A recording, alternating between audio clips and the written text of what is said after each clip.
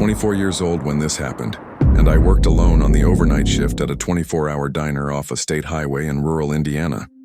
It was a simple place, the kind that survives on truckers, tired drivers, and people traveling through the night. I worked from 11 p.m. to 6 a.m. 5 nights a week. It wasn't a job I liked, but it paid the bills while I tried to save money to leave town. The diner was fairly isolated, with a parking lot much larger than the actual number of customers and bright outdoor lights that attracted insects all night long. After 2 in the morning, it was almost always empty. I was already used to the silence, the sound of the coffee machine, and that strange feeling of being awake while the rest of the world slept. The man first appeared on an ordinary Tuesday. Nothing special about that first night. He came in a little after midnight, ordered a black coffee, and sat at a table near the wall, facing the counter. He was an average man, maybe in his early 40s, simple clothes, nothing that stood out. He didn't bring a backpack, didn't use his phone, didn't ask anything beyond the order. I even thought it was good, because quiet customers were the easiest to deal with at that hour.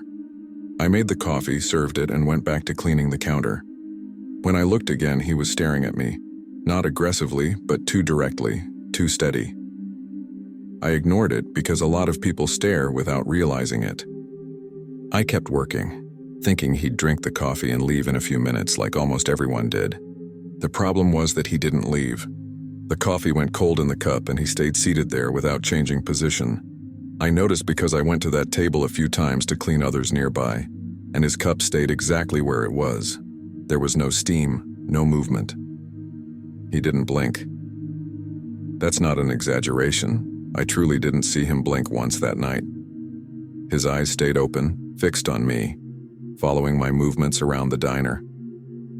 When I went into the kitchen, I could feel his gaze even without seeing it. When I came back to the counter, there he was, exactly the same. That started giving me a physical discomfort, a knot in my stomach that I tried to ignore by telling myself it was just fatigue from the shift. After more than an hour, I tried to break the tension.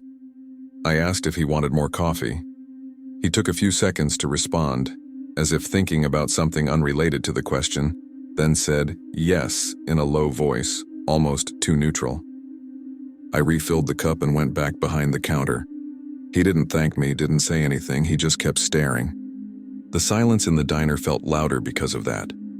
The clock on the wall made a sharp sound every minute, and I started counting time in a way I never had before, waiting for 6 a.m. so I could leave. When my shift ended that night, he finally stood up and left without saying anything. He didn't look at the door, didn't look outside. He just left.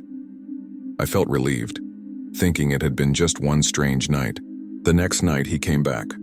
He walked in at almost the same time, ordered black coffee, and sat at the exact same table. This time, my body reacted before my mind. I felt that immediate chill along my back, the kind you feel when you recognize a pattern you don't want to recognize. I made the coffee without saying anything and avoided looking directly at him. It didn't help.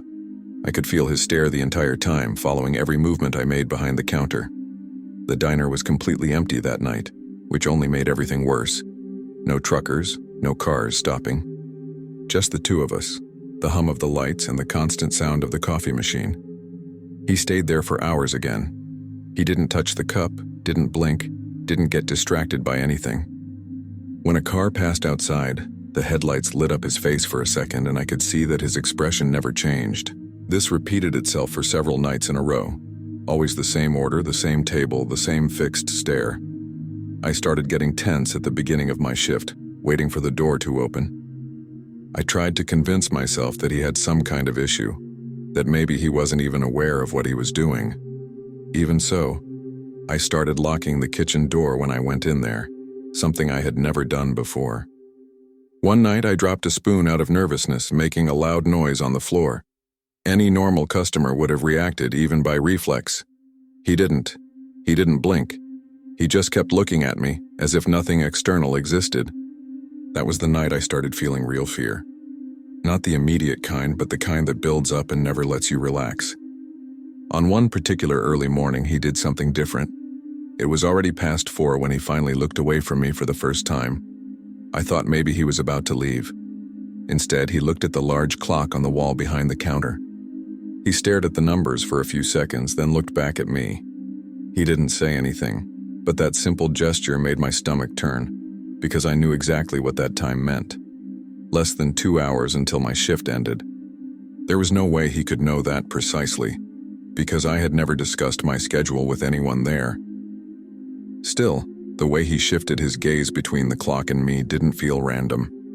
It felt like confirmation. Shortly after that, he stood up, walked to the counter, and left the exact amount of money for the coffee, including the refills I had given him without charging. He said only, "You leave at 6.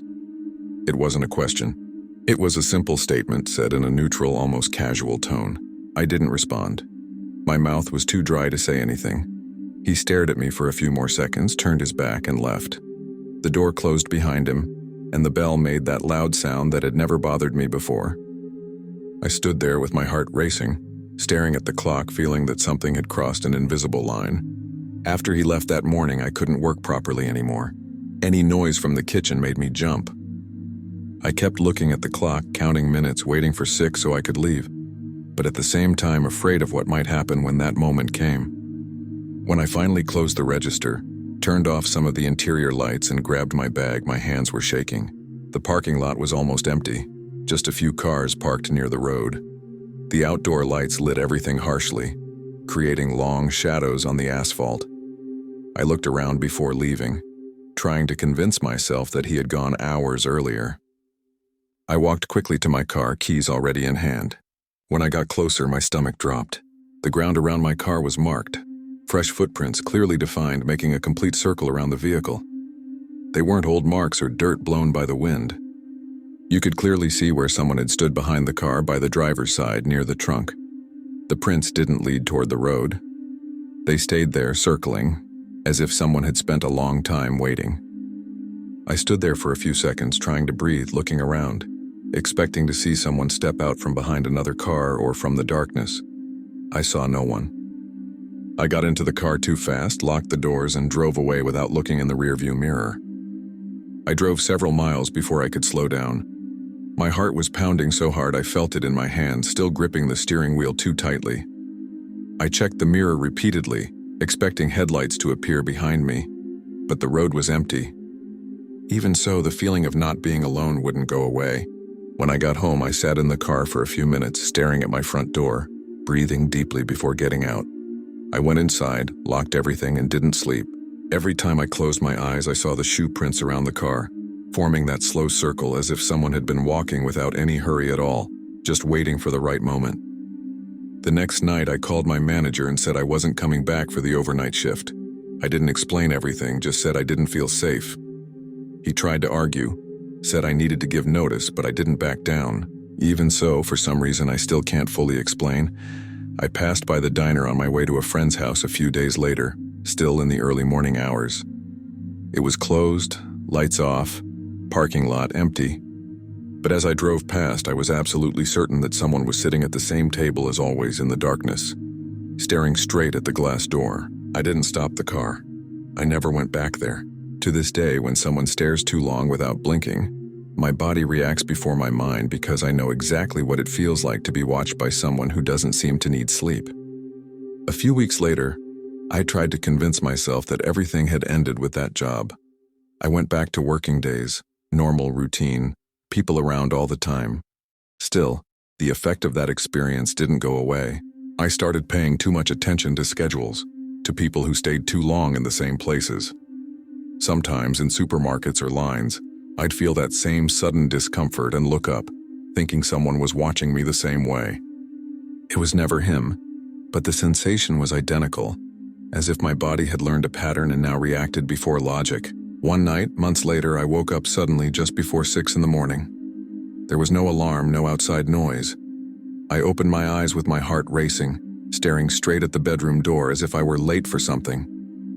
It took me a few seconds to remember that I didn't work those hours anymore, that I had no reason at all to be awake. Even so, I lay there, motionless, waiting to feel some kind of relief that never came. The only thing that crossed my mind was the way he had said it, so certain of the time, as if it were fixed, inevitable. Over time, I realized that what stayed with me most wasn't fear of the man himself. but the feeling that I had been observed for much longer than I had noticed. He didn't appear suddenly. He fit into the routine before I even realized there was a routine. Thinking about that made me uncomfortable, because it meant someone could know my schedule without asking, without investigating, just by waiting long enough. Sometimes when I wake up before my alarm or leave the house a few minutes early, I feel a strange tightness in my chest, as if I were breaking something someone had already counted on. I can't explain it any better than that. I just know that his certainty about my schedule didn't come out of nowhere. I never saw that man again. I never received messages, never found marks near my car again, never heard anything that could prove he was still around. Even so, I avoid places where I'm alone for long periods at night, especially diners and roadside stops. Whenever someone sits too close and stays too long without moving, I change places without thinking. Looking back, what scares me most isn't imagining that he followed me. It's thinking that maybe he was just waiting long enough to know exactly when I would leave. Story 2. I was 31 years old when I started doing night rides as a rideshare driver in a mid-sized city in Texas. It wasn't my main job, just a way to supplement my income after my hours at my regular job were reduced. I preferred driving at night because traffic was lighter and rides were usually calmer. I already knew the city well, the quieter neighborhoods, the dead hours. I was always careful. Interior camera on, doors locked until confirming the passenger, no strange shortcuts. Until that night, I had never experienced anything truly out of the ordinary. It was already past 1 a.m. when I accepted a short ride, maybe 10 minutes at most. The pickup point was on a normal residential street. No bars or movement at that hour. When I arrived, I saw a man standing on the sidewalk wearing dark clothes, no backpack, no visible phone. He opened the rear door on the right side and got in without saying anything. I confirmed the name on the app. He didn't respond, but that wasn't that unusual. Some people get in silently, especially late at night. I started the ride and began driving. In the rearview mirror, I could only see his silhouette sitting too upright, too still. He didn't use his phone, didn't change position. The silence inside the car felt heavier than usual, but I kept going, trying not to think too much about it. The ride was strangely quick. No comments, no extra route instructions, nothing. He didn't react to traffic lights, speed bumps, or sharper turns. When we arrived at the indicated destination, I stopped the car and waited for the app to signal the end of the trip, as always. The screen took a few seconds longer than normal to update, and then it appeared as if I were still on a trip. I looked more closely, thinking it was a signal error. I tapped End Trip, but the button didn't respond. That's when I realized the ride simply no longer existed. It wasn't in the history, it wasn't active, it wasn't canceled. It was as if I had never accepted anything. I looked in the rearview mirror more carefully, trying to say something, but my throat tightened. He was still sitting there, motionless, staring forward, as if there were no reason at all to get out. I took a deep breath and said the ride was over. He didn't respond. I repeated it, this time in a firmer tone, saying I needed him to get out. Nothing. The silence began to press on my chest, because it wasn't active resistance, it wasn't defiance. It was as if the idea of getting out simply didn't make sense to him. I looked around through the window. The street was empty, just closed houses and spaced out streetlights. I looked back at the app, refreshed it, closed and reopened it. No record. That's when a wave of fear rose, because technically, I had someone inside my car who didn't exist anywhere. I looked in the rearview mirror once more, and had the strange impression that his silhouette was a little different, as if it didn't have a clearly defined outline, but I attributed that to fatigue and poor lighting. I said that if he didn't get out of the car, I would call the police. It was the first time I said that word out loud that night, and the sound felt wrong inside the car, as if it didn't fit with the silence that had been there before. There was a pause that lasted too long. Then slowly he moved. It wasn't the normal movement of someone preparing to get out. First his body leaned slightly forward, then returned to its original position, as if adjusting something invisible. Only then did the rear door open. He got out calmly without looking at me, without hurry. When he was standing in the street, he closed the door carefully and took 2 steps back. In the rearview mirror, I saw him standing in the middle of the street under the yellowish streetlight, watching me. He didn't wave, didn't walk away, didn't react when I started driving. He stayed there, motionless, until I turned the corner. I drove several blocks without looking back. My heart was racing and my hands took a long time to relax on the steering wheel. I stopped at a 24-hour gas station to try to understand what had happened. I opened the app again, reviewed the history, checked earnings, canceled rides, everything. That trip didn't exist. No fee, no record, nothing. I also checked the app's automatic messages, no notifications. It was as if I had driven for 10 minutes with someone in the back seat outside of any system. That gave me a real physical discomfort, a mild nausea, as if I had crossed something wrong without realizing it. I stayed there in the car for a while, engine running, until I felt capable of continuing. When I got home that night, I couldn't sleep. I kept replaying every detail of the ride in my mind, trying to remember when it had started to go wrong. I wondered if I had accepted the ride by mistake, if I had confused the address, if someone had gotten into the car taking advantage of some lapse on my part. Nothing fit. The app showed an empty gap during that time, as if I had simply been stopped for 10 minutes. Even so, the back seat still had that strange feeling of recent presence, like when someone has just gotten out and the air takes time to return to normal. The next day, I decided I wouldn't drive at night for a while, at least until I forgot about it. I went a few days without driving, but curiosity eventually got the better of me.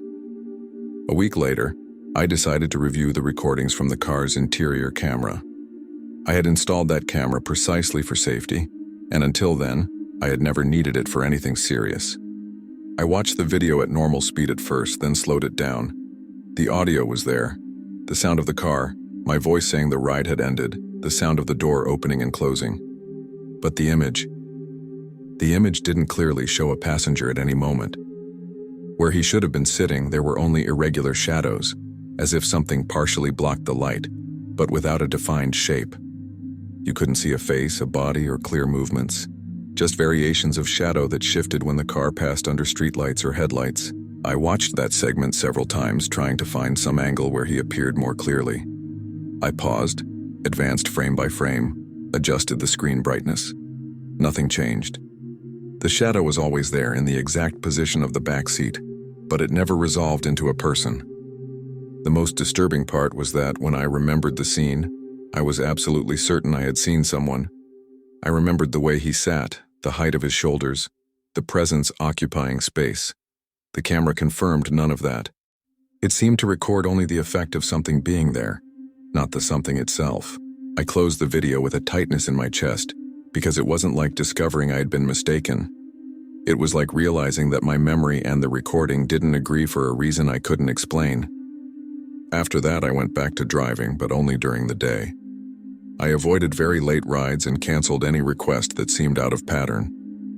Even so, sometimes when I stopped at a light and looked in the rearview mirror, I had the impression that the back seat was a little darker than it should be. Nothing concrete, nothing I could point to. Just that brief sensation that the car wasn't completely empty. I never received another ride that disappeared, and no one ever refused to get out again. But what stayed with me was the unsettling certainty that night, I gave a ride to someone who didn't need to exist in the app to get into my car. And that for a few minutes was there with me, without being recorded anywhere. Story 3. I was 35 years old when I stayed for a week at a simple motel in New Mexico because of a temporary job at a construction site outside the city. It wasn't anything fancy, just one of those roadside motels with rooms lined up, parking right in front of the doors and walls that were far too thin. I only needed a cheap place to sleep, shower, and leave early every day. Work started at 7 in the morning, so I always woke up at the same time, grabbed a quick coffee, and went straight to the site. The motel was about 15 minutes away, in a somewhat isolated area, with little movement at night. It wasn't comfortable, but it was functional. Right on the first day, I noticed that the receptionist was the same person on every shift I saw. A thin, middle-aged man, always wearing the same light-colored shirt and an overly restrained smile. At check-in, he was polite, nothing out of the ordinary. He handed me the physical room key, mentioned the breakfast hours, and said that if I needed anything, I could just call the front desk. I even thought it was old-fashioned but normal for that kind of place. I went into the room, dropped my things, and went to sleep. The walls were thin. You could hear cars passing and sometimes muffled voices from other guests, but nothing bothered me at first. The next morning, when I passed by the front desk to leave the key before heading out, the receptionist casually commented that I always left right at 6:20.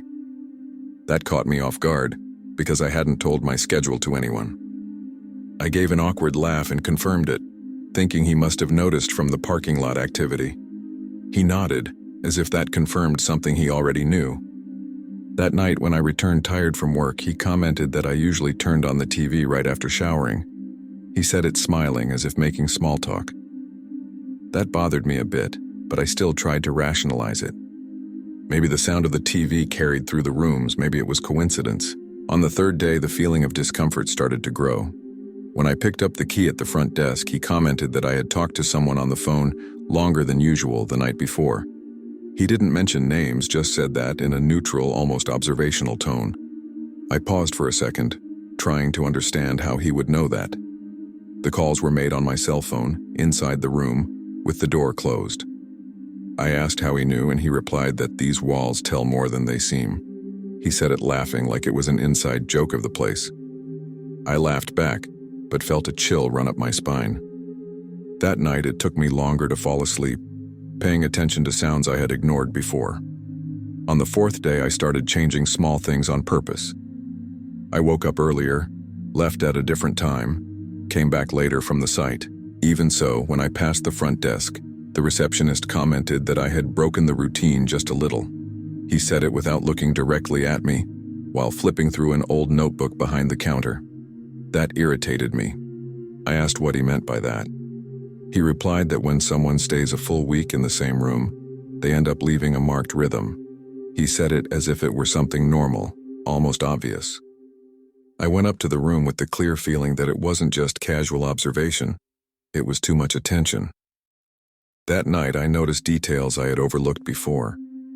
The room had an internal door that I had assumed was just decorative, probably old access between units. It was locked, painted the same color as the wall, but the outline was clearly visible. I also noticed small openings near the ceiling, where conduits and pipes ran. The motel was old, poorly renovated, full of makeshift solutions. For the first time, I thought there might be more space between rooms than I imagined. The idea of someone moving around there out of sight started to bother me in a physical way. On the fifth day, I decided to ask to change rooms.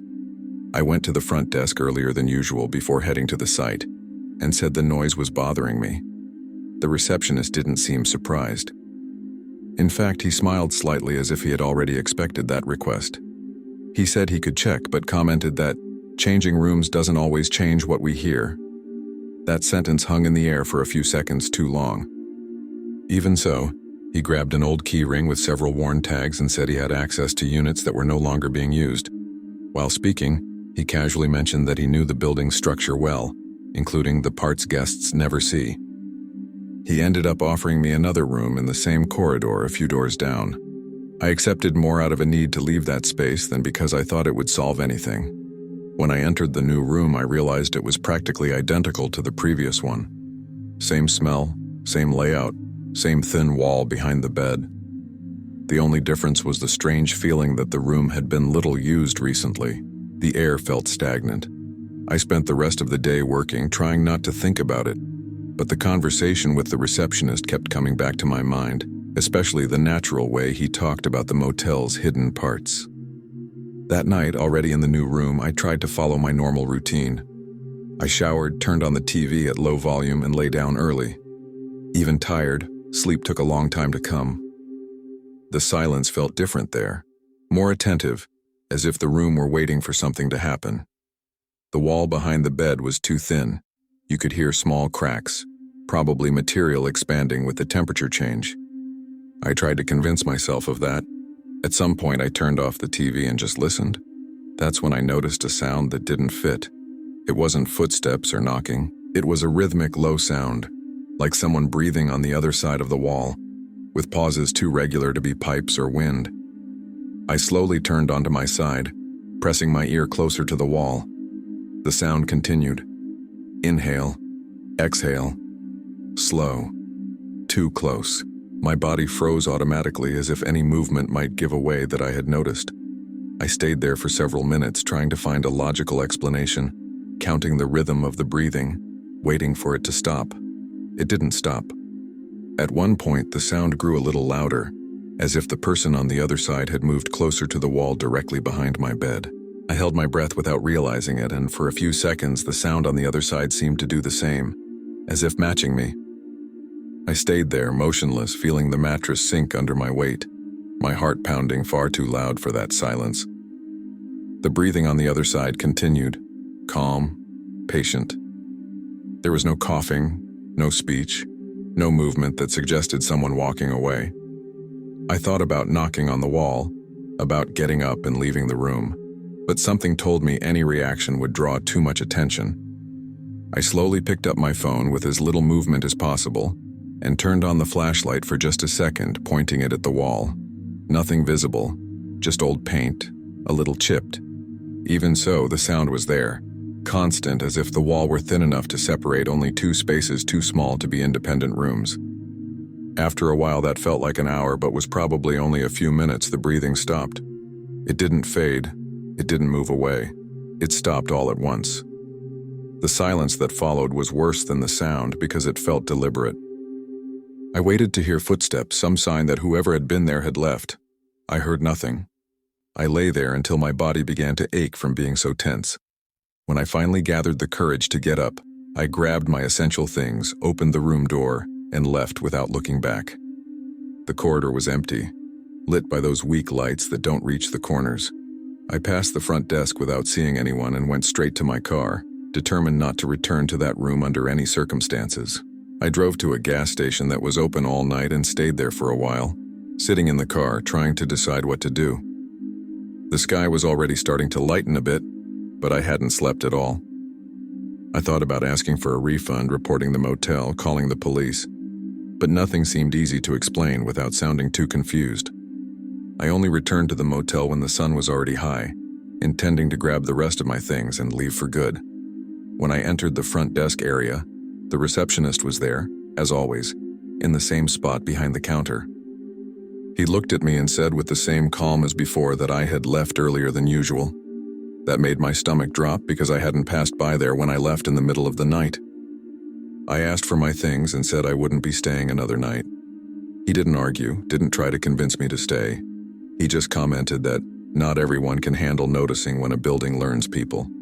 He said it like any casual remark, while collecting the old key from the new room and putting it back on the large key ring. I left without responding, got into the car and drove out of the city that same day without returning to the construction site. To this day, whenever I stay in an old motel or cheap hotel, I pay too much attention to the walls, to noises that don't match plumbing or wind. Because that week made it clear to me that someone knew my routine better than I did, and that barely. I slept with that person on the other side of the wall. After I left, I tried to go on with my life as if that week had just been a bad experience in an old place. I found another job in another city, stayed in better hotels, newer places. Even so, something had changed.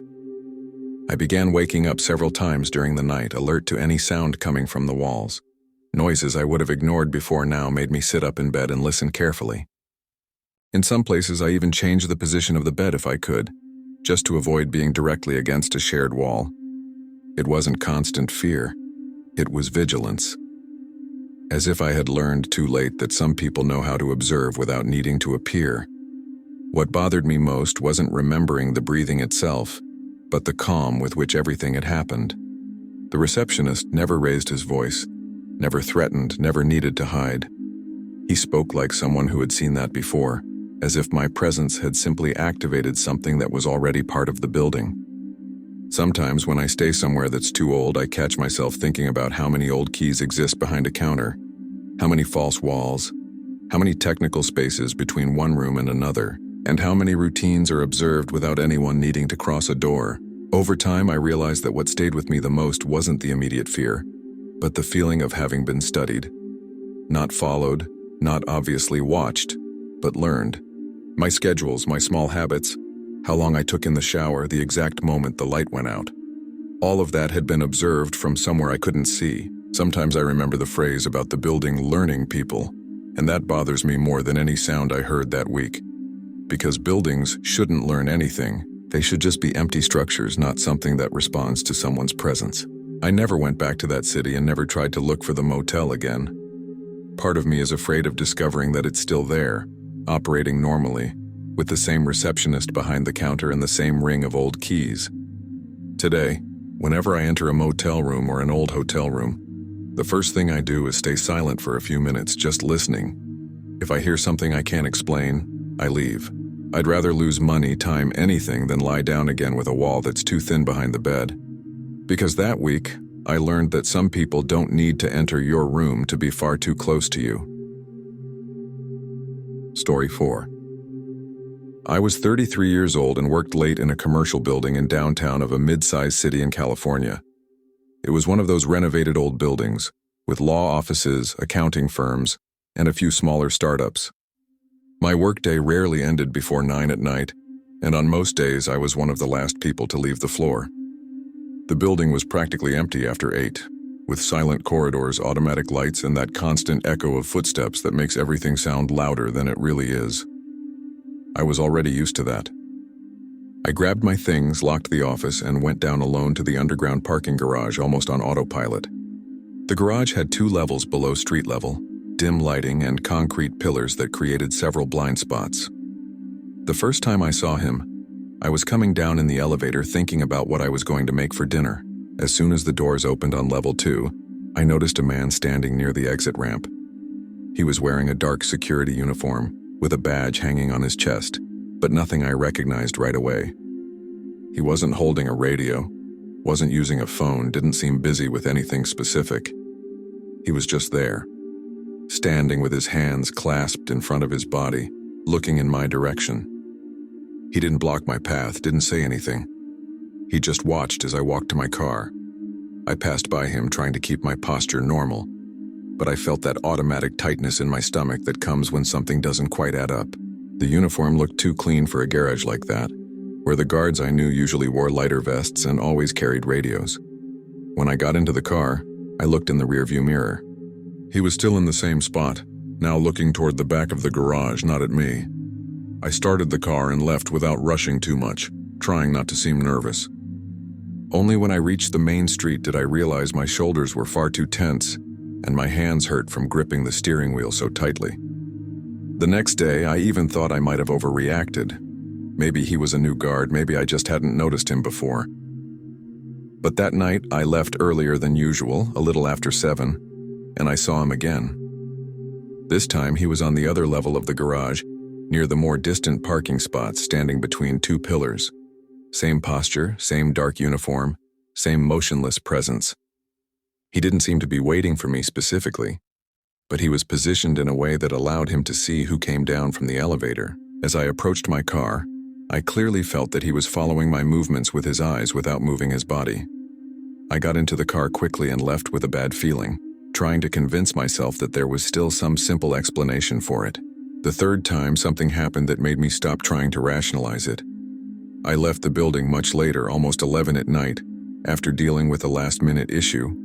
The garage was practically empty, too silent. When the elevator opened, I didn't see him right away and felt a relief that was too brief to be real. I took a few steps toward my car and then noticed his silhouette reflected in the window of a parked car. He was closer to the emergency stairwell this time, standing sideways as if he had just positioned himself there. There was no surprise on his face when he saw me. It was as if I were stepping into a scene that was already set. I passed by him without looking directly at him, but I could feel his presence like a constant pressure on my back. That was the night I decided to ask about it. The next day, still during work hours, I casually asked the ground floor receptionist if the building had a new night guard. She frowned immediately and said no. She said that after 7 in the evening there was no on-site security in the building, only camera monitoring. I thought she might be mistaken and described the man, the dark uniform, the badge. She looked at me strangely and repeated that there had never been a guard on that shift, not even temporarily. She said it with conviction, like she was stating something already known. That gave me an immediate chill in my chest because it meant I hadn't simply failed to notice someone before. That person wasn't supposed to be there. After that, I started changing my behavior without realizing it. I began leaving the office with other coworkers whenever I could, even if it meant waiting longer. When I had to leave alone, I called someone while walking to the garage just so I wouldn't go down in silence. Even so, he kept appearing. Not every day, but often enough that I never fully relaxed. Sometimes it was early, sometimes later. He never spoke, never got too close. He just changed position as if choosing strategic spots to observe who came and went. I started noticing that he was always near passage routes, ramps, stairs, elevators, never in open spaces, always where someone would have to pass by him. One night, I decided to test something. I left the office, went down to the garage, and when I saw him standing near the elevator, I quickly turned back and went upstairs again, pretending I had forgotten something. I waited about 10 minutes and went down again. He wasn't there anymore. I walked to my car with my heart racing, thinking that maybe it was over. When I started the car and looked forward, I saw his reflection in the mirror of the car next to mine, now standing near the exit, exactly where I would have to pass to leave. That made me break out in a cold sweat because it showed that he wasn't there by chance or stuck to a specific spot. He repositioned himself according to my movements. After that night, I went to the building management. I didn't talk about fear or anything supernatural. I just said there was a man wearing a security uniform in the garage outside of operating hours, and that it was making me uncomfortable. The manager listened carefully, asked me to describe the uniform and where I most often saw him. When I finished, he said something that completely froze me. There was no security employee assigned to the garage at that hour, and the outsourced companies that had previously provided services there had never used that type of uniform. He even checked old records in front of me. Nothing. No schedule, no name, no similar badge. He said that if someone were there at night, they would appear on the cameras. That same week, I asked to see the footage. The manager agreed, more to reassure me than because he believed something was wrong. We watched together recordings from the times when I was absolutely certain I had seen the man. The cameras showed the garage almost empty. My car appeared. I appeared walking toward it, but there was no one standing near the ramp, nor by the pillars, nor near the elevator. No motionless figure, no dark uniform. In one of the videos, however, something caught my attention. The lights in one of the corridors flickered slightly exactly at the spot where I remembered passing by him. The manager said it must be an old electrical issue. I couldn't agree. That didn't explain the clear sensation of being watched, nor the repeated pattern of the appearances. After that, I began to realize that my memory of the man didn't come only from sight. It was a complete perception. The way the air seemed heavier when I entered the garage. The clear sense that someone was positioned in a way that allowed them to see without being seen. Even when I didn't see him immediately, my body reacted the same way, as if it anticipated where he would be. Some nights I would go down already looking at the strategic points, the ramp, the stairs, the elevator, and almost always he was in one of them. Never exactly the same one, but always in a place that made too much sense. He didn't seem like someone lost or someone waiting for a ride. He seemed like someone carrying out a silent function. On one of the last nights before I decided to change jobs, something happened that removed any doubt that it wasn't just nerves. I left earlier, around 6, when there was still some movement in the building. The garage had more cars than usual. When I went down, I didn't see the man right away and felt a brief relief. I walked to my car, unlocked the door, and before getting in, felt that familiar pressure on my back. I looked at the reflection in my car window and clearly saw the dark uniform behind me, standing just a few meters away. I turned quickly. There was no one. Absolutely no one. No footsteps moving away, no shadow shifting. Just the ordinary garage, lit the same way as always. But the feeling of presence was still there, solid, as if someone were still occupying that space. After that night, I couldn't go down to the garage alone anymore. I started asking someone to walk with me whenever possible, even feeling embarrassed to explain why. When there was no one, I called a rideshare car directly from the building entrance, completely avoiding the underground levels. Even so, sometimes when I passed by the garage entrance on my way to the street, I felt that same weight in my body, as if I were crossing an observed area. I never saw him clearly again after the reflection incident, But that didn't bring relief, on the contrary. It was as if, once I realized he didn't need to appear to be noticed, the presence became more diffuse, harder to identify, and therefore more disturbing. A few weeks later, I accepted an offer at another company and left that building for good. On my last day, I left in the afternoon, with the garage full and people walking everywhere. Even so, before getting into my car, I instinctively looked toward the exit ramp. I didn't see anyone, but I had the strange certainty that if I were to go down there alone again at night, he would be in the right place, just as he always had been. Today, whenever I enter underground parking garages, my body reacts before my mind. I look at the passage points, the shadowed areas, the places where someone could stand without drawing attention, because in that building I learned that not every guard uses a radio or appears on camera. Some just observe and wait. Over time, I tried to give myself a more comfortable explanation. I thought maybe the building had some old security history, some employee who circulated off schedule, someone I would simply never be able to confirm. But none of those ideas held up for long. They didn't explain the fact that he always appeared at times when I was alone, nor the way he changed position without ever seeming hurried, nor most of all the fact that he didn't appear on camera when I clearly did. It was as if he existed only in the space between the concrete, the dim light, and my attention, as if the garage had created its own form of surveillance. Today, years later, I still work late sometimes in different buildings, different cities. The sensation doesn't follow me all the time, but it returns whenever I enter a garage that's too quiet. Especially when I notice someone standing still near a ramp or stairwell. Even if it's just a shadow or an ordinary person, my body reacts the same way. Because in that building, I learned that not every presence needs to be recorded to be real. Some things don't block your path, don't speak to you, don't do anything wrong. They just observe in the exact place where they know you will pass. Story 5. I was 27 years old when this happened, and I lived with my girlfriend in a ground-floor apartment in a very quiet suburb of Ohio. It was one of those low residential complexes with few buildings, well-kept lawns, and a constant feeling that nothing ever really happened there. That was exactly why we liked it. I worked regular business hours, she worked from home, so we spent a lot of time in the apartment. Our unit was at the end of an exterior corridor, with a small porch in the front and a shared backyard behind it, separated only by a low fence. We'd never had any security issues. The door was always locked, but without paranoia. It was a normal weeknight, probably around 8:30. We had just finished dinner at home and were in the living room watching TV when someone knocked on the front door. It wasn't rushed. It was firm, polite. I looked through the peephole and saw a delivery driver standing there, wearing a large thermal backpack and holding a paper bag. I opened the door just enough to talk. He said my full name and told me he had a food delivery. That already sounded strange because we hadn't ordered anything. I told him that and he glanced quickly at the bag, then back at me, as if checking something that wasn't there.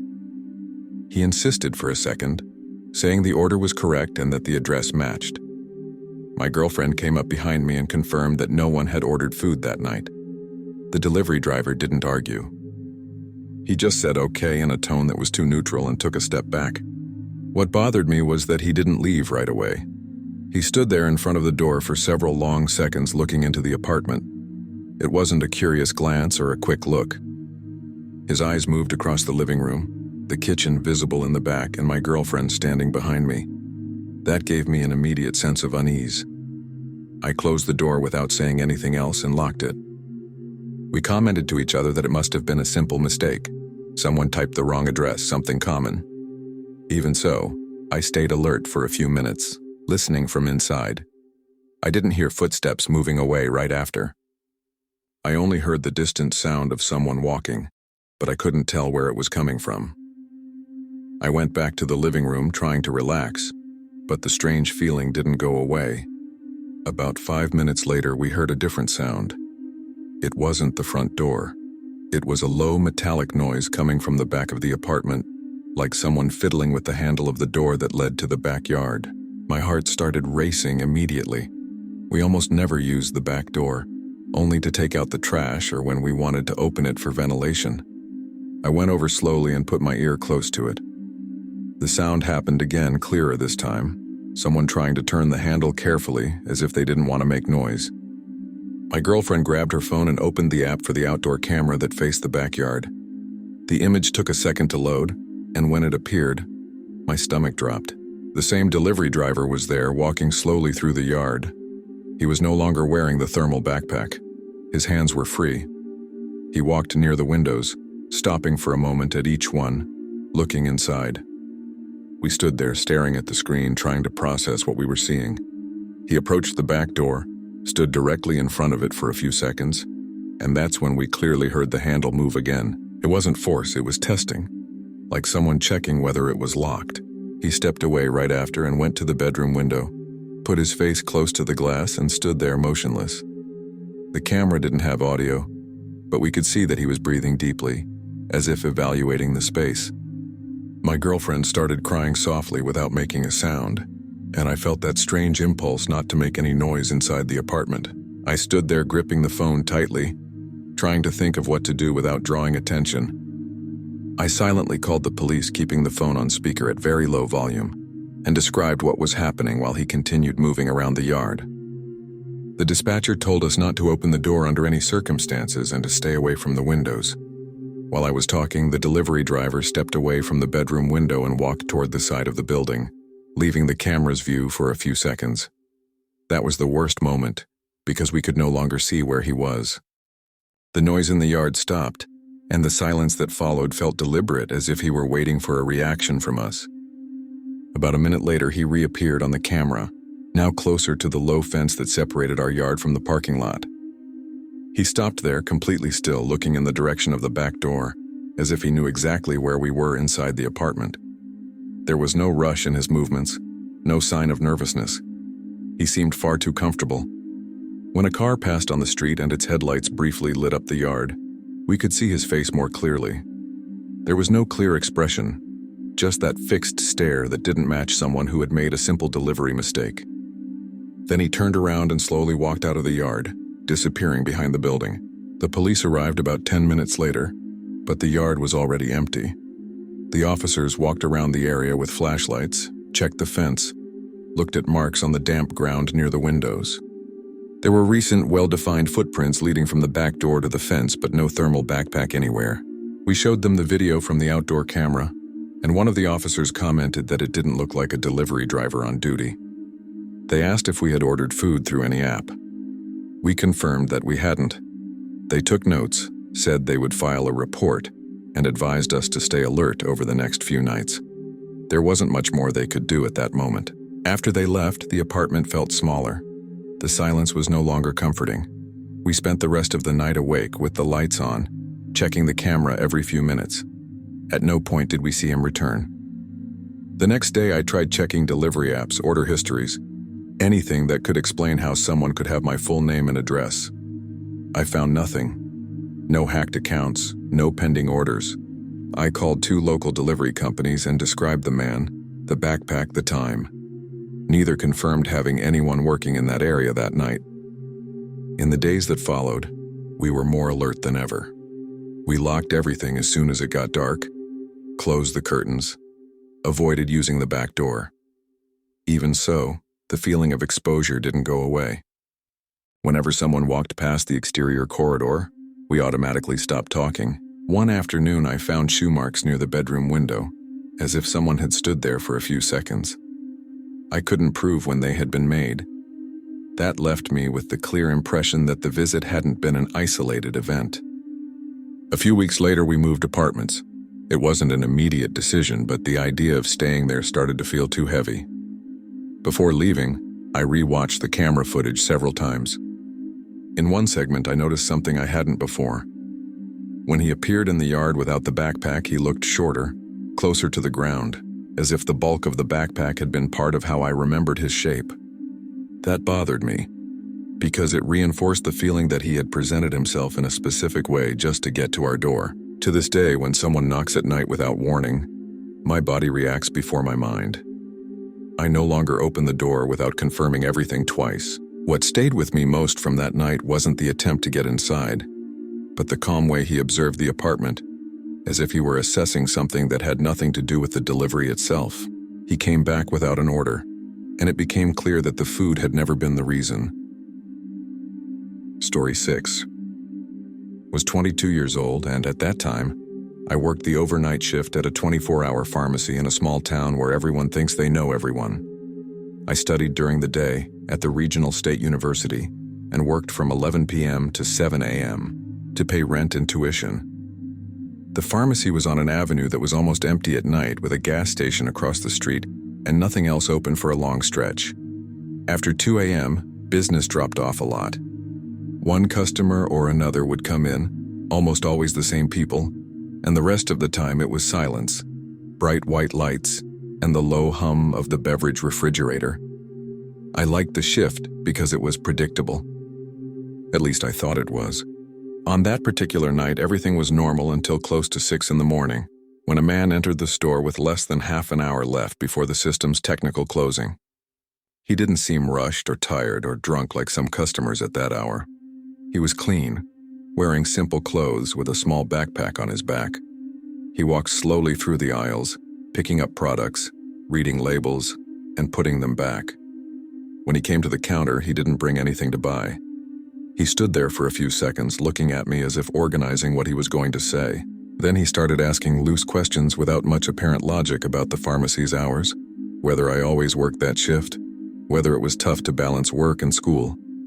I answered vaguely, on autopilot, without giving details. Until he commented far too casually that 8 o'clock class on Tuesday usually ends earlier when the professor is absent.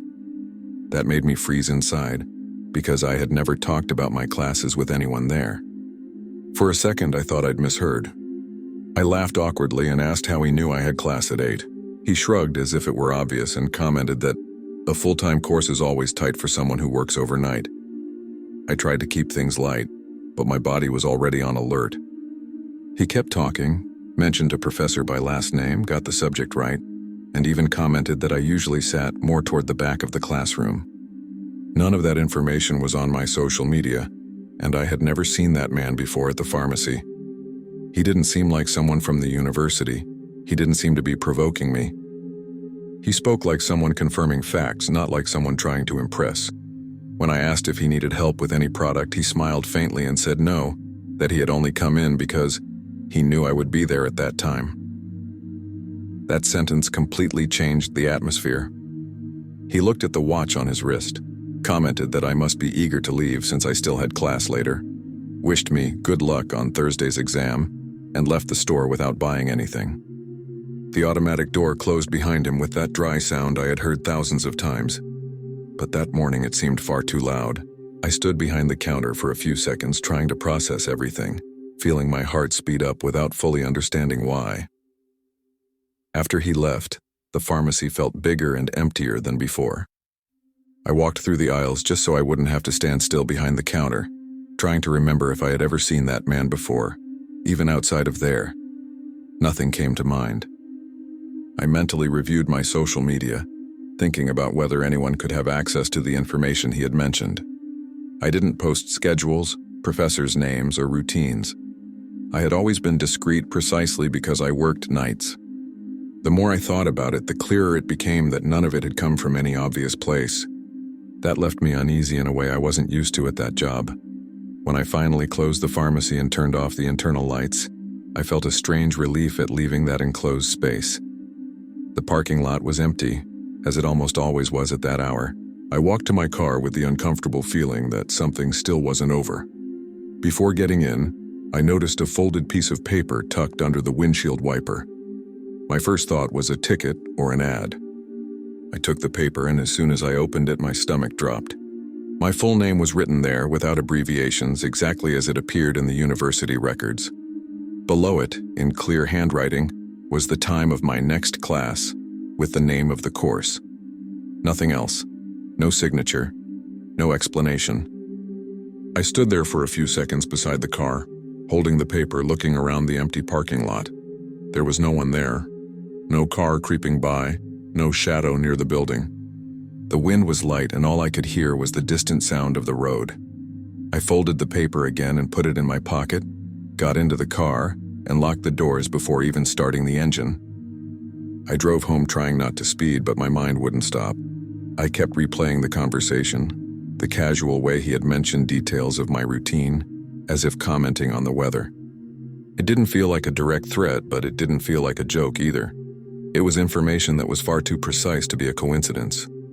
When I got home, I didn't sleep. I sat on the bed with the paper open again, checking every detail, trying to remember if someone from the university could have done that as a bad joke. Nothing made sense. The name was written correctly without errors, and the class time even included the building where it would take place, something that wasn't always listed on public calendars. Early in the morning, before going to the university, I stopped by the pharmacy again, more out of impulse than logic, just to see if the man was around. He wasn't. The next shift had already taken over and no one had seen anything out of the ordinary that morning. In the days that followed, I kept expecting him to come back. Every time the automatic door opened near closing time, my body went on alert before I even looked. But he never appeared again. No strange calls, no messages, no new notes. In a way, that was worse, because it meant the contact had been intentional and sufficient. I started changing small things in my routine without telling anyone. I switched study times, sat in different spots in class, started leaving the pharmacy by alternate routes. Even so, the feeling that someone knew where I would be didn't go away. I kept the note in my backpack for weeks, folded as proof that it had really happened. I talked to a few classmates at the university without going into too much detail, asking if anyone had said anything strange about me. Nothing. No rumors. No jokes. One professor did miss class that Tuesday exactly as the man had mentioned, and the class ended early. That gave me an immediate physical discomfort because it confirmed he hadn't guessed anything. He knew. To this day, what unsettles me most isn't imagining how he got that information, but the fact that he never came back to ask for anything in return. He entered the pharmacy just to show me that he knew where I worked, where I studied, and where I would be afterward. And he made it clear that he didn't need to appear again to prove it. A few weeks later, I threw the note away. Not because I'd stopped thinking about it, but because carrying it with me started to feel like a mistake. Even so, the information was already in my head, and that couldn't be discarded. I kept working at the pharmacy until the end of the semester, but I never felt comfortable on that shift again. Whenever someone asked questions that were too personal, even innocently, I shut the conversation down immediately. I started paying attention to people who stayed in the store too long without buying anything, to those who observed more than normal. I never saw the man again, but sometimes I had the impression that someone came in just to confirm that I was still there. When the semester ended, I changed jobs and requested a transfer to a daytime shift. I didn't tell anyone the real reason. I also changed some simple habits, like schedules and routes, even knowing that it might not mean anything. What stayed with me from that night wasn't immediate fear, but an uncomfortable sense of exposure, of having been observed enough for someone to know details of my life without ever asking anything. To this day, when someone mentions something too specific about my routine, something I don't remember having told them, my body reacts before my mind. Because that night made it clear to me that some people don't show up to buy anything. They show up just to prove that they know exactly where you are. I'm really grateful for staying until the last minute. It's always good to know that you're here, listening to every detail. If you liked it, comment which part was the scariest for you. And of course, sign up to keep listening to stories as dark as this one. See you in the next video.